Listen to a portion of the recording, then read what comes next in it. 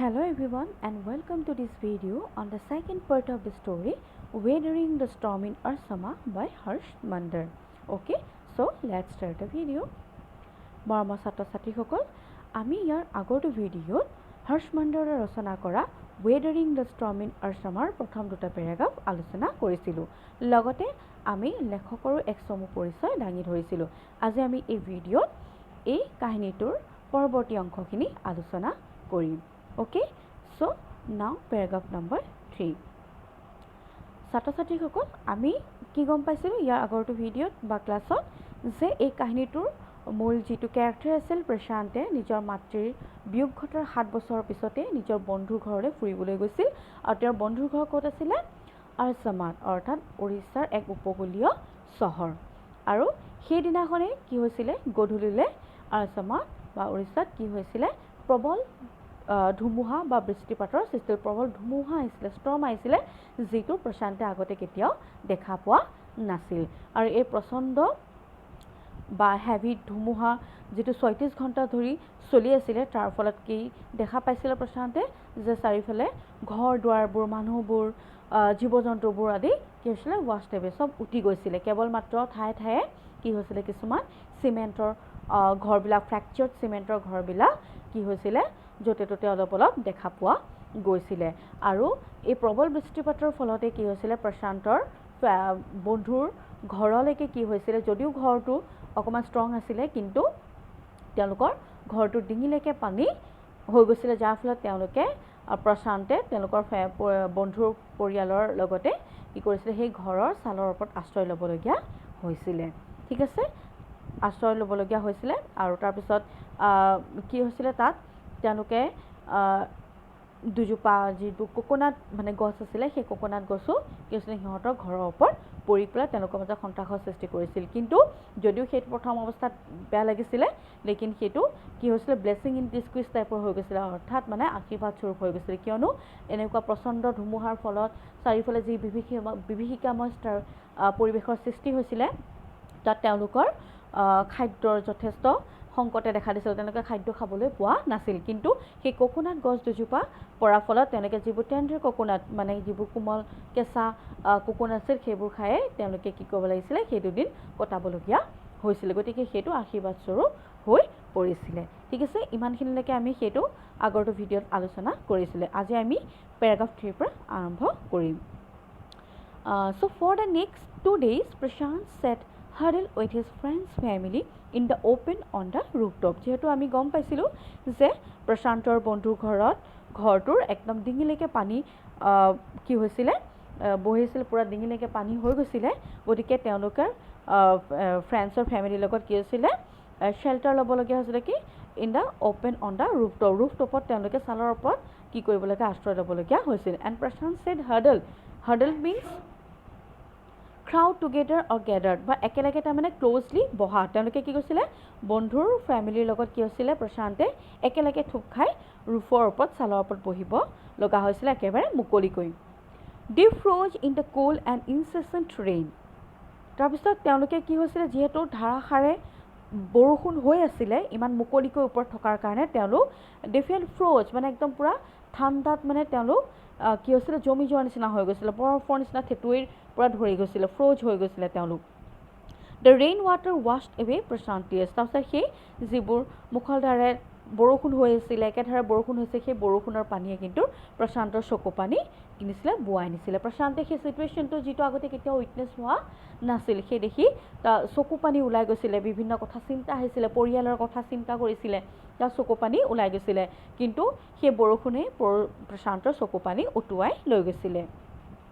The only thought that flashed through his mind was whether his family had survived the fury of the super cyclone. আৰু সেই মুহূৰ্তত কেৱল মাত্ৰ প্ৰশান্তৰ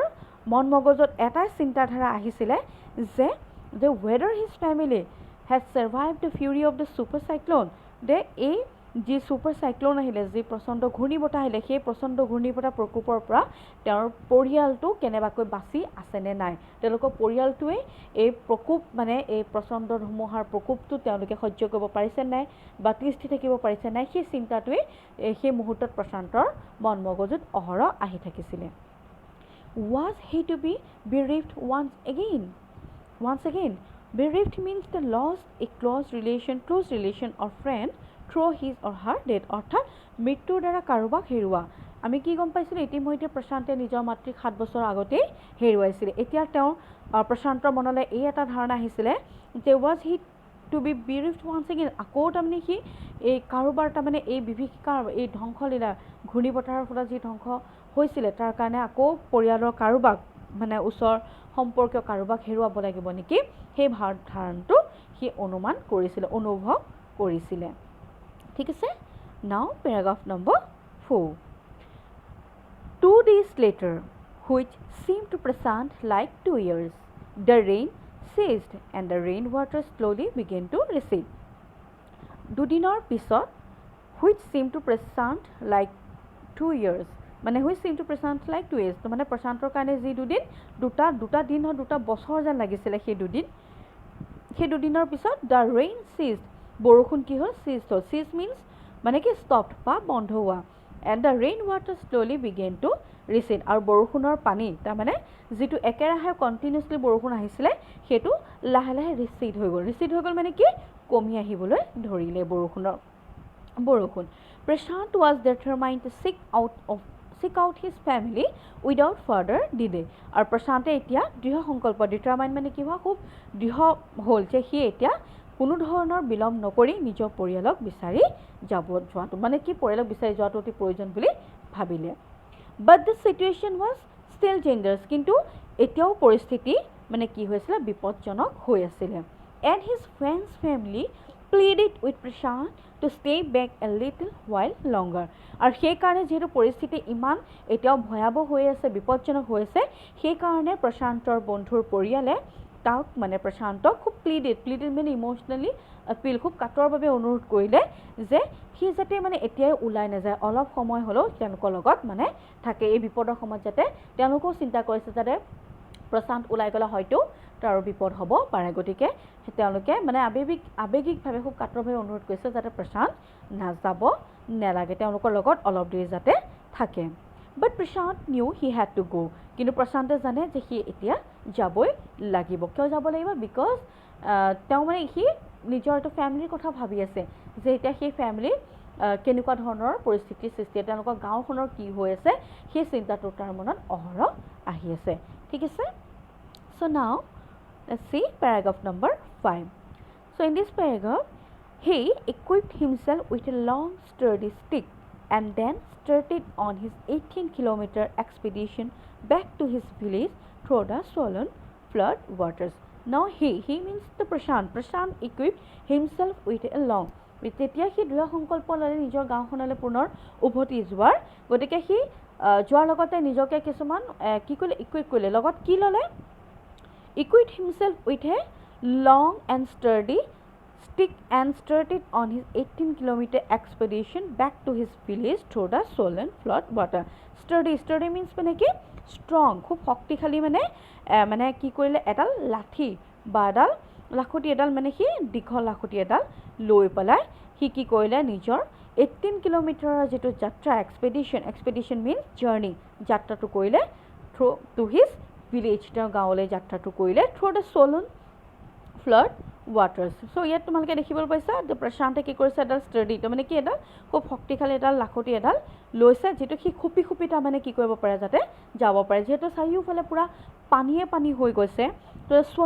swollen মানে কি পানী নৰ্মেল যিমান পানী হ'ব লাগে তাতকৈ বেছি হোৱা, swollen মানে এনেই swollen মানে কি বুজা ফুলি উঠা, তাৰমানে ইয়াত কি বুজা আছে নৰ্মেলতকৈ বেছি হৈ যোৱা পানী, গতিকে ইমান পানীত সি ভালকৈ মানে খোজকাঢ়ি যাব নোৱাৰে কাৰণে আৰু হয়তো য'তে ত'তে কিছুমান গাঁত থাকিব পাৰে, বিভিন্ন ধৰণৰ কিছুমান বস্তু থাকিব পাৰে, গতিকে সেই পানীত যাতে সি ভালকৈ খুপি যাব পাৰে, ডিৰেকশ্যন দিব পাৰে, ৰাস্তাৰ ডাইৰেকশ্যনটো ল'ব পাৰে, সেইকাৰণে সি এডাল দীঘল ষ্টাৰ্ডি ষ্টিক ল'লে আৰু সি expedition back to his village, নিজৰ গাঁৱলৈ বুলি যাত্ৰা আৰম্ভ কৰিলে। It was a journey he would never forget, আৰু এইটো এনেকুৱা এটা জাৰ্ণি আছিলে বা যাত্ৰা আছিলে যিটো সি জীৱনত হয়তো কেতিয়াও পাহৰিব নোৱাৰে। He constantly had to use his stick to locate the road. He মানে কি হৈছে বাৰে মানে কনষ্টেণ্টলি মানে কি একদম মানে একেবাৰে নেৰাকৈ মানে কি প্ৰায় মানে কি কনষ্টেণ্ট ধৰি মানে একেবাৰে কি কৰে নিজৰ ষ্টিকটো ধৰি থাকিবলগীয়া হৈছে ষ্টিকডাল খুপি খুপি লৈ পেলাই যাবলগীয়া হৈছিলে টু লোকেট দ্য ৰোড নিজৰ যাতে ৰাস্তাটো তাৰমানে দিশটো নিৰ্ধাৰণ কৰিব পাৰে কাৰণ পানী হৈ যোৱাৰ ফলত য'তে ত'তে হয়তো গাঁত দ্বীপ হ'ব পাৰে গতিকে সেইটো চাবৰ কাৰণে লোকেট কৰিবৰ কাৰণে ৰোডটো সি কনষ্টেণ্টলি মানে খুব অহৰহ সি ষ্টিকডাল ব্যৱহাৰ কৰিবলগীয়া হৈছে and to determine where the water was most shallow' আৰু তো সেইটো নিৰ্ধাৰণ কৰিবৰ কাৰণে কি যে the where the water was most ক'ত মানে পানীখিনি জাষ্ট শ্বেল' মিনছ মানে খুব ডিপ বা গভীৰ মানে ক'ৰবাত পানী বেছি গভীৰতাত আছে নেকি সেইটো ডিটাৰমাইন কৰিবলৈ নিৰ্ধাৰণ কৰিবৰ কাৰণে সি কনষ্টেণ্টলি কি কৰিব লাগিছিলে ষ্টিকডাল ব্যৱহাৰ কৰিবলগীয়া হৈছিলে at places it was waist deep and progress was slow' আৰু কিছুমান ঠাইত কি হৈছিলে পানীখিনি কঁকাললৈকে আছিলে ৱেষ্ট মানে কি কঁকাললৈকে প্ৰায় গভীৰ আছিলে এণ্ড প্ৰগ্ৰেছ ৱাজ শ্ল' যিহেতু কঁকাললৈকে গভীৰ হৈ থকাৰ কাৰণে তাৰ যাত্ৰাটো অকণমান ধীৰ হৈ পৰিছে যিহেতু সি খৰকৈ যাব নোৱাৰে তেনেকুৱা পানীত সি লাহে লাহে যাবলগীয়া হৈছিল at several points he lost road and head to swim আৰু কিছুমান পইণ্টত কিছুমান ঠাইত কি হৈছিলে কি সি ৰাস্তা হেৰুৱাবলগীয়া হৈছিলে লাখুটিডালৰেও নিজৰ ৰাস্তাটো দেখুৱাব পৰা হোৱা নাছিলে তেতিয়া সি কি কৰিবলগীয়া হৈছিলে সেইখিনিত সি সাঁতুৰিবলগীয়া হৈছিলে And after some distance, he was relieved to find two friends of his uncle who were also returning to their village. And after some distance, আৰু কিছু দূৰ যোৱাৰ পিছতে he was felt so relieved. Relieved means সকাহ পাইছিলে কিয় সকাহ পাইছিলে to find two friends of his uncle যি who were also returning to their village. মানে সেই যাত্ৰাৰ পথত অলপ দূৰ যোৱাৰ পিছতে প্ৰশান্তে দুজন মানে কি তেওঁৰ আংকলৰ বন্ধুক দেখা পাইছিল যিয়ে পুনৰ তেওঁলোকৰ গাঁওখনলৈ উভতনি যাত্ৰা কৰি আছিলে মানে যিহেতু তেওঁৰ একেখন গাঁৱতে নিজৰ আংকলৰ বন্ধু দুজনক লগ পালে এই যাত্ৰাটোত যি প্ৰশান্তে অকলশৰে যাবলগীয়া হৈছিলে সেই মুহূৰ্তত তেওঁ নিজৰ বন্ধুৰ বা খুৰাকৰ বা আংকলৰ বন্ধুক লগ পোৱাৰ কাৰণে যথেষ্ট সকাহ অনুভৱ কৰিলে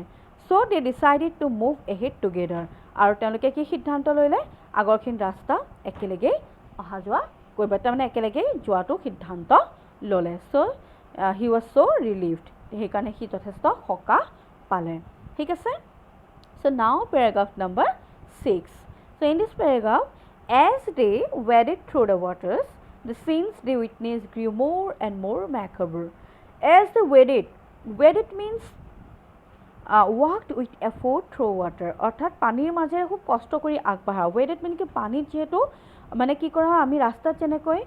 কোনো ধৰণৰ খোকোজা নলগাকৈ আমি খোজকাঢ়ি যাব পাৰোঁ কিন্তু পানীত তেনেদৰে খোজকাঢ়ি যাবলৈ অকণমান এফৰ্ট ল'ব লাগে কষ্ট কৰিবলগীয়া হ'ল দে ৱেডেড দে মিনছ প্ৰশান্তৰ লগত যিহেতু নিজৰ খুৰাকৰ বন্ধু আছিলে গতিকে তেওঁলোকে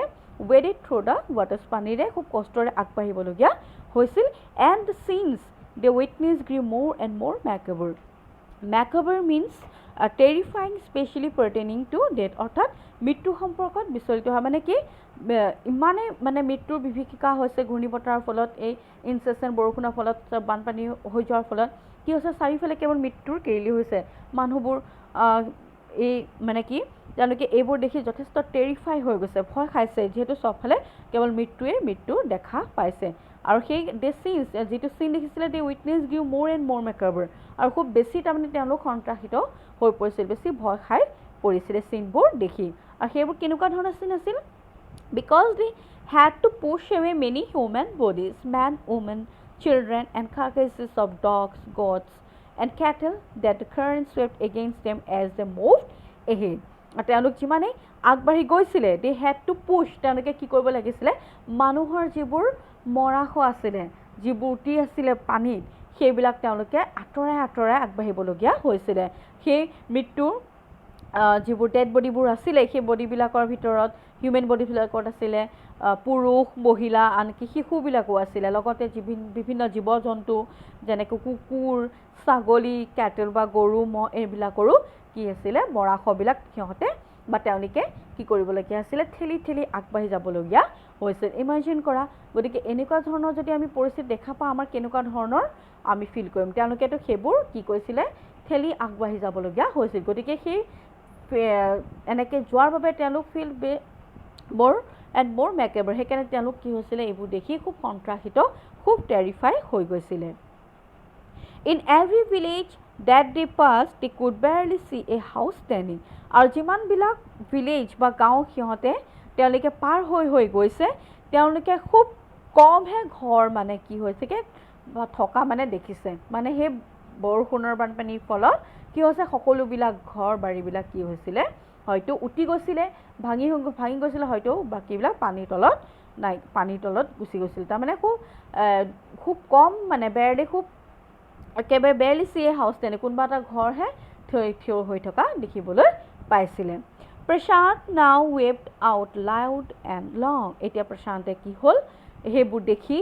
উচুপিবলৈ ধৰিলে খুব মানে কি জোৰে জোৰে উচুপিবলৈ কান্দিবলৈ ধৰিলে খুব দীঘলীয়াকৈ সি কান্দিবলৈ ধৰিলে He was sure that his family could not have survived this catastrophe. আৰু সি নিশ্চিত হ'ল এইবোৰ যিবোৰ গাঁওবিলাক পাৰ হৈ যাওঁতে যিবোৰ বিভীষিকা দেখিলে যিবোৰ ধ্বংসলীলা দেখিলে সি দেখি এইবিলাক নিশ্চিত হৈ গ'ল যে তাৰ ফেমিলি এতিয়া কোনোপধ্যে এই ধ্বংসৰ পৰা বাচি থাকিব নোৱাৰে সেইবুলি সি নিশ্চিত হ'ল কেটাষ্ট্ৰফ মানে কি